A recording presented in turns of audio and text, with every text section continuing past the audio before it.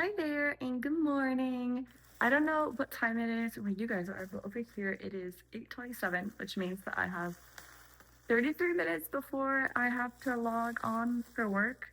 I work hybrid, so it's like some days I'm in the office, some days I work from home. Um, I did my makeup today. Also, I made a video last night. It was 45 minutes long, and the whole like all of last night it was uploading. I opened YouTube this morning to check the status. The crinkling is my sourdough, by the way. But I opened YouTube this morning to check the status, and it's only 5% uploaded, and it says it's gonna take like the whole day to keep uploading, and I'm like, what? Why? So I think maybe 45 minutes is too long of a video. I'm gonna try to make this one shorter. Um, Again, since like no one saw that video, I should say I'm gonna be all over the place because I have ADHD, the real kind. So it's like, okay. But anyways, I'm gonna make myself some toast, some pesto hummus toast. I love this pesto and hummus. It's from Trader Joe's. I love Trader Joe's because they have the big pesto and they have this yummy fresh vegan. Oh, did I call it pesto? The big hummus and the fresh vegan pesto. So it's really good. But yeah, that's where I'm at today. I want to talk about Supernatural because okay, so I've been studying a lot lately because for my job I had to take like a bunch of exams and I forgot to toast this bread. Wait. Okay. So for my job I had to take a bunch of exams, right? And because I have to take so many exams, I have to often study a lot. And since I'm studying so much, it's like I'm getting burnt out and I'm like, oh my god, I need to relax. I need to do something that makes me relax. I need to go to my happy place. And I recently found out that as much as I loved Supernatural as a kid, and I thought that I had grown out of it because I watched it all growing up, and I've like rewatched it maybe 30 times. I've watched the show, and I'm like, surely I've grown out of it by now. Like I can tell that it's not like an amazing show like I thought when I was a kid. So I started watching a little bit of season six. I started watching season six a little like over again, and I'm like, nope, the show is still good.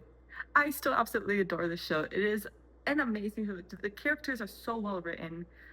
Like the writers never stopped caring about the essence of Sam and Dean and Castiel and Crowley and Bobby. Like they never stopped caring about the characters. I would love to have seen a version of Eric Kripke's Supernatural where they had one, more budget, and two, they were more intentional with their episodes um instead of making so many seasons that lasted 22 episodes each season for 40 something minutes. I I'm not gonna complain that I get more of Sam and Dean, but I will say, oh my god, my hair is huge. I didn't get a blow dry it, so it's like so huge and curly. Like I had the weirdest curl pattern. Okay, anyways, but I will say that like Eric Kripke, what he's done with The Boys, which is another amazing show, and he's able to like be more intentional with his episodes. It's just like what he wants to do. I feel like it makes it more serious, right? But with a show like Supernatural, you're gonna have to sacrifice some of the more serious elements in order to comply with what CW wanted, I guess, and get as many episodes as you want, whatever. And I still think the show was amazing, and they did it in a way that other shows just would have flopped, because like the show, like the essence of it was great, and it never like lost its charm. But like I still would have loved to see if the producers, if Eric Kripke could have done the show the way that he and they wanted to, you know. I feel that was good enough. Right? A little half up, half down. I had to go to work today. This is the outfit. You can't see my jeans, but that's the outfit. I'm gonna make myself coffee real quick. Give me 1 second. So lately, what I've been doing for coffee, because I have a French press, so I boil it in here, like the water, and then I'll put the coffee grounds in the French press and get from there. Yeah. What are your guys' morning routine? I would love to know. But yeah, this is real time. This is real time. There is no cutting in here. What else? You may call it low effort. I call it real. I'm staying real here. Okay, the toast is ready. Look how yummy. It smells like sourdough. It smells so good. Okay. But yeah, Supernatural I think is an amazing show. So I'll start watching season 6. Just because I've watched seasons 1 through 5 so much already, it's like ingrained. Just because like those are, I thought, I know that was like where the original story was supposed to end, like in season 5. So I liked rewatching seasons 1 through 5, knowing that like that was the epitome of the show. But I forgot how good season 6 is. Like Soulless Sam, and having that be a plot throughout, like not just something that we find out later, and it kind of seems like they just like made something up. Like it was from the beginning of the season, it was just like there, Sam being soulless, you know, and Dean being the voice of reason. So it was like a flip on the characters. Dean gets character growth because he's with Ben and Lisa, and he has that paternal instinct now, and he wants to care, and he's become more compassionate. While it's the total opposite for Sam, who no longer has a soul, and he's acting a bit more like how Dean acted. And it is just like such an incredible storytelling. Such incredible storytelling, honestly. Another thing that I really enjoy is like how they talk about their emotions, I guess. And so they talk about how like Dean is traumatized because he went to hell. Right. And he says like in season, like the season that he comes back from hell, that Cass raises him from hell, he says, I could feel myself turning. I didn't want to be tortured anymore. So they asked me if I wanted to torture. I became the one who tortures in hell, and I could feel myself turning. He could feel himself turning into a demon before he got resurrected. And I think, like, when I heard that line, I'm like, oh my goodness, that's such an important line. This isn't season 6, by the way, but I was like, that is such an important line because we know that in season 10, he turns into a demon. And, like, at the end of season 9, right, Crowley, like, puts his hand on Dean's head and he's like, wake up and become what you were always destined to become, and become what you were becoming. And he becomes a demon. And it's like a full circle, like from the, that's why I believe that season 10, maybe 11, season 10 or 11 was like the last good season. Because it like came full circle with Dean turning into a demon. And then Amara with like the symbol of Cain, the mark of Cain that Dean had to bear, which later manifested into the darkness, because that was like what the symbol of the mark of Cain was supposed to be. It was like, oh, now the darkness is going to live in you, because before there was light, there was just darkness, and so that becomes a thing. That becomes Amara. That was like it for me. I was like, where do you go from here? Like, you covered all the bases. We've come full circle with Dean. We've seen the darkness. We know that now that God is Chuck. Like, that's kind of where it ends, I thought. I liked the idea of like becoming meta, and them kind of saying like, oh, we've suffered so much because God, Chuck, was making us suffer because he like orchestrates this whole thing, which obviously like we know that it's like the writers are the one that are making Sam and Dean suffer. Like, it's not Chuck because he doesn't exist, but it's the writers. So they kind of went meta with that, like as if Sam and Dean were hacking the writers for giving them a hard life. And I just didn't like it. I didn't like that idea. I kind of like the idea of like them talking to Chuck, to God, in that way, but like I was hoping it would be like I couldn't interfere, like Chuck saying that he couldn't interfere with like what was going on because that's not how God works, but that he knew everything was gonna work out or something, and just like keep it like that, like stoic, I guess. I didn't really like the direction they went into there, and I feel like at the end of the show it's kind of like losing its.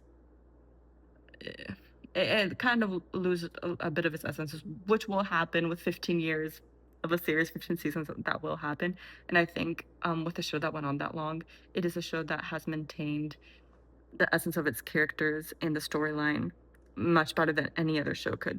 So I will give it kudos for that. Like, it's impossible to wrap up a show perfectly after so many years, after so many characters and everything. But like, I don't know. That's just what I think. What are your guys' favorite seasons of Supernatural? Okay, so 9:37. I am so scared because I have an important meeting. I have a very important meeting, like right at 9. Did I say it's 9? I meant to say it's 8:37. So I have a really important meeting right at 9, which means that like I should probably finish this pretty quickly. I don't want to be here like too long and miss my meeting. Do any of you guys work from home? Are any of you guys like hybrid working from home? I wonder. Or is it just me? But yeah, I thought that Supernatural is a great show, and I loved season 6. I remember that the season with the Leviathans is like one of the most hated seasons. Like people don't like the Leviathans, but low-key, I liked it because that's the season that had a lot of political commentary or like social commentary, and they were talking about like, oh, like this politician, Dick. What was his last name? Dick something. He was like not a good person. I mean, he wasn't even a person who's Leviathan, but like the way that they were like putting the, okay, this is way too hot. I'm boiling actually. I'm burning my hands. The way that they would show like the burger, like, okay, so we know that the humans were becoming like zombified by the Leviathans, but they didn't know how. And so when Dean goes to this town where everyone's like zombified and he's gonna eat a hamburger, like they open it and it just becomes like gray mush, and that's when they realize like, oh, it's through the food. And so they look specifically like where through the food, and it's like in the high fructose corn syrup or something like that. And um I just thought that was such like an interesting take because then it shows like the Leviathans experimenting on a family, and they're like, oh, they haven't even noticed that their grandma's dead this whole time because they're okay, so they're just like zombified, glued to a TV, eating. I mean, is that not a commentary? That was like such, to me that was like a great take. I'm like, that is exactly what happens in some homes. Like people are so like glued to the dopamine of eating and TV and stuff that they don't notice what's going on outside. And I thought like, wow, this season I see what they're doing. I like that. And there was like other little elements in that season. I'm not gonna get into all of them, but that I enjoyed because like it was a risk. It didn't exactly land with a lot of people, but it was a risk, and I'm glad they took it. Yes, I drink water from the faucet. Leave me alone. I have whatever. It's fine. Um. Anyways, cheers. Happy breakfast. Bon appetit. Mm. Mm.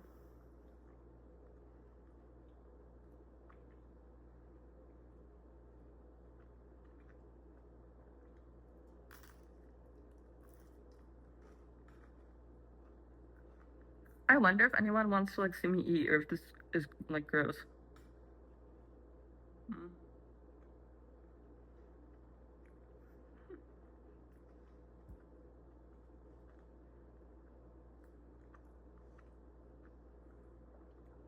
Sometimes I like seeing videos of people eating when I'm like when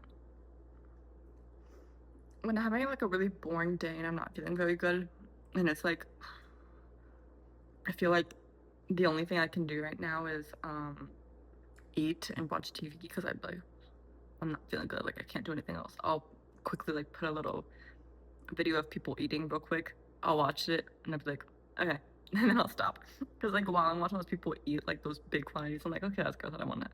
I don't want to do that. Oh wait, okay, wait. Now I'm just calling myself gross because I'm eating on camera. Maybe I should wait. But you know what? I'm gonna pause this. I was gonna say that I'm not gonna do anything uncut, but I'm gonna pause this, eat, and then come back. Okay, thank you for bearing with me. I just finished my breakfast. It was so good. Like, if you guys haven't tried pesto hummus toast, try it. It's like so delicious. But I hope you guys also had a great breakfast or are still eating. Um, coffee is still boiling. Okay, so I definitely didn't spend that much time eating. I have 10 minutes until my meeting, so yeah. But speaking of Supernatural, I want to talk about the Nephilim, the guy that they brought in at the end of the show, and we were supposed to just like love for some reason. Jack, I hated his character. I didn't want a new character that the boys are gonna supposed to like love and like look after that late into the show. I'm like, I'm not gonna feel attached to this guy. We just met him. I don't give a fuck about him. Kill him. Throughout the whole time, I'm like, when he's gonna die? I don't care about him. I care about Sam, Dean, Cass. Occasionally, Crowley. I thought Crowley was a great character. I loved every time he came onto the screen. Charlie was a good character too. I cared about her when she came onto the screen. Garth was a good character. Bobby. Joe. Obviously, Lisa and Ben. I have a really soft spot for Lisa and Ben. I would have loved to see Dean get reunited with Lisa and Ben in heaven. I thought that would have been nice. In my mind, Ben is always gonna actually be Dean's, even if Lisa said otherwise. But watching season 6, I just don't like how, like, cause they seem like soulmates, and she was so quick to be like, we can't do this. Like, you just have to be young, do what you have to do, and I have to protect my kid. Like, I didn't like that. I just felt like they could have tried a little harder to be together. Who knows?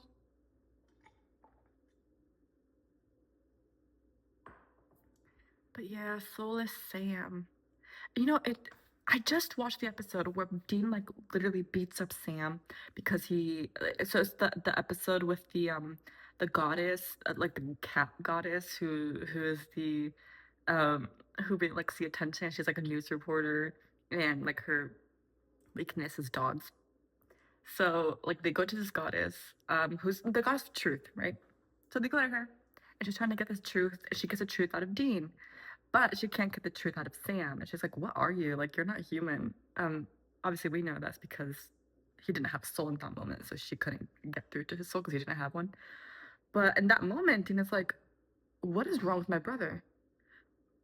That's not my brother." And he knew that, and he was like, he kept getting gaslighted by his brother over and over because he noticed that something was wrong. He noticed that his brother wasn't being empathetic. He noticed that he was the brother was like letting Cass torture that little boy, and who had the staff of Moses, and that Sam literally smiled when Dean was getting. Ooh, I want to talk about that scene. Okay, time is short, but when Dean was getting turned by a vampire, and that guy had called Dean pretty, slammed him against a dumpster, and put his wrist on Dean's mouth so that he would drink his vampire blood. And that time, Sam saw, smiled, let it happen because he knew he had a cure. So Dean didn't know this, but Sam knew that there was a cure. And he knew that by Dean being turned into a vampire, even though it was going to be really painful and excruciating, it would lead them to the vampire nest. And henceforth, the alpha. So he let it happen, and he smiled. And I thought that was such a powerful scene because, as we know in literature, vampirism is a metaphor for lust. And usually, when the vampire would turn someone, it was a metaphor for sexual assault. So, in that moment, oh God, I implore you to watch that episode again and think about it with that lens, because in that moment, when the vampire like puts that all over Dean, and Dean is like covered in blood, and the vampire just leaves him there, and he collapses to the floor, not because it hurts yet or anything, but because he's traumatized of what just happened. Like he's like, we can tell in his face, like immediately after the guy does that and he puts the blood and he leaves, Dean drops to his knees on the floor, and he looks up at Sam with those sad eyes, like he's broken, and he has the blood all over his mouth. Then Sam takes him home, and Dean can barely look at himself in the mirror. And I just thought, like, that was such an impactful scene because it was showing how shaken up he was, not just because he knows now that he's gonna die because he's a vampire and they have to kill him, but because of literally what happened is just shocking. It's different. It's something that has never happened to him before. Um, and also, we find out later that he saw Sam standing there and smiling. So it just hurts even more. And then, so in that episode after, when he finds out that Sam isn't Sam, and that Sam let him turn into a demon, which also, him turning into a demon caused him and Lisa to officially break up because then he went over to Lisa and put them in harm's way because he was like turning into a, did I say demon? I meant vampire. He was turning into a vampire, and he shoved Ben and was pretty mean and stuff because he was trying not to like kill them, but he also wanted to say goodbye. That ultimately ended the relationship, and it was all because of Sam, because of Soulless Sam. And so when he just goes loose and he's punching his little brother, the one that he always protected, that part just hit so bad. Because imagine how mad he was. Like, he had everything that he always wanted. He had the family, he had the girl, he had the son, he was out of it. And then just like, not only was he basically assaulted, went through excruciating pain, almost died, lost his family, to find out that it was because of your own brother. After gaslighting you for so many weeks that everything is fine. And it just hit. Literally hit. But yeah, I think that's all I have to say for today. Thank you for joining. I hope you guys have a great work day. I keep looking at the time. I definitely have to log off. Bye. I hope you guys have a good shift and good morning.